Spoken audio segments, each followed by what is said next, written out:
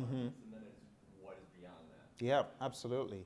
So as a project management professional, you just need to know what to tailor each approach, or how to tailor each approach to each unique project. So thinking in an agile way is not going to fit. For example, you're in construction. There are parts of construction you might get away, like the kitting of the building and kitting it up. You might get away using something a bit more change-driven, but for the most part, you got to be very, very deliberate and intentional and fully plan-driven in your approach. But if you're in software and you're trying to be first to market and technology is changing rapidly by the minute, people around you, the Amazons of this world, they're now your foe.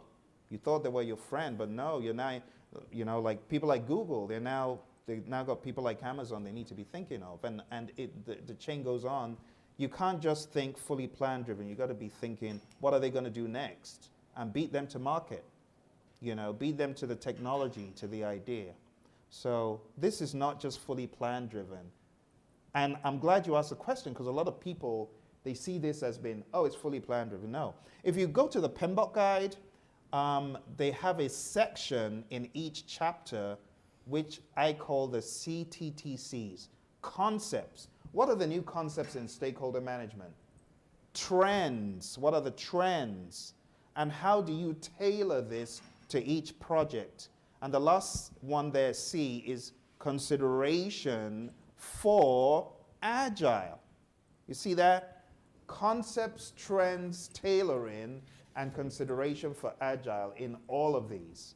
You see?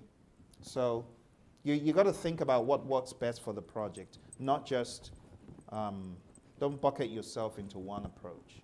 You got to be universal in your approach.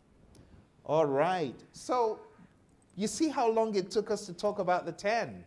It took us a while. Now you guys look like you need a break.